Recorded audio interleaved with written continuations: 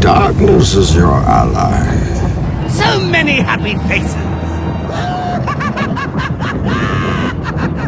What is up, everybody? I'm of course the one and only, the Joker of Yu-Gi-Oh! Representing Legion, and today I'm coming to you guys with this really quick video to try and talk about to you guys as much as I possibly can about the mega teams in under 3 minutes. That's exactly my time limit. I want to be trying to hit it. So the first thing to talk about these mega teams is, of course, the fact this is for the GX. So, of course, a lot of the cards we're going to be seeing is hinting towards those two main players, which absolutely, in my opinion, aren't that great because one's Synchro and one, of course, is the heavy, annoying hero decks.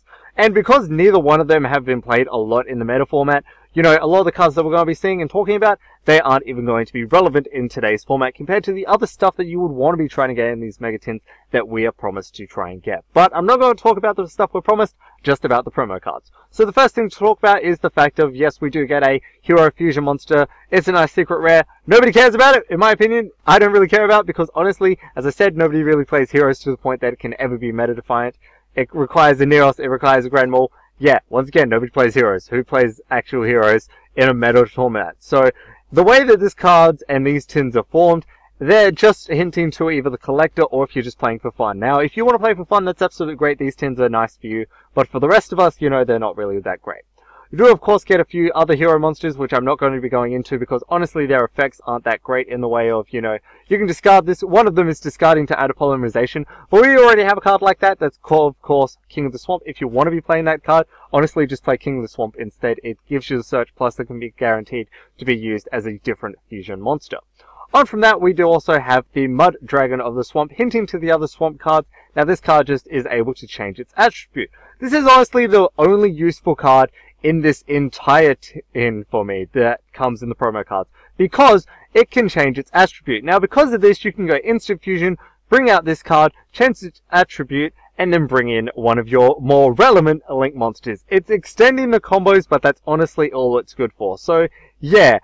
But 9 out of 10, if you're playing Instant Fusion just to try and bring out a card that has an attribute, 9 out of 10, you already have a fusion monster that meets that attribute. So this card isn't that relevant in every single deck either. From there, of course, we do also have an Arcana Warrior monster, which of course is Arcana Extra Joker. The only part about this card I like is the fact that its name is Joker. It requires 3 warrior monsters with different names. Once again, you know, nobody's really playing warrior decks to the extent they can ever be meta relevant again, because a lot of the decks now is Gokis. So yes, Gokis can kind of meet the requirements, but they already have their own unique warrior, you know, link monsters and all that already are a lot better. From there, we of course have Junk Collector. Now, Junk Collector did actually have its own FTK, which is absolutely amazing. Its cards were absolutely great, but a lot of the cards have actually been banned and limited, so we can't actually even play that deck anymore. Then, of course, there is Stardust Warrior, Assault Warrior, which once again, you know, Synchro monsters, nobody's really using them because of the whole Quasar. When you're playing Synchros, if you want to be playing Synchros, Quasar was the whole thing to be playing at. Now that we don't have that anymore as much because of the whole Link format, these Synchro cards aren't that great for us. And then for the last ones, you know, we just have one that is a level 3 that can bring back a tuner, but honestly, as I said, it's a Synchro, so you're just trying to extend those combos, if anything.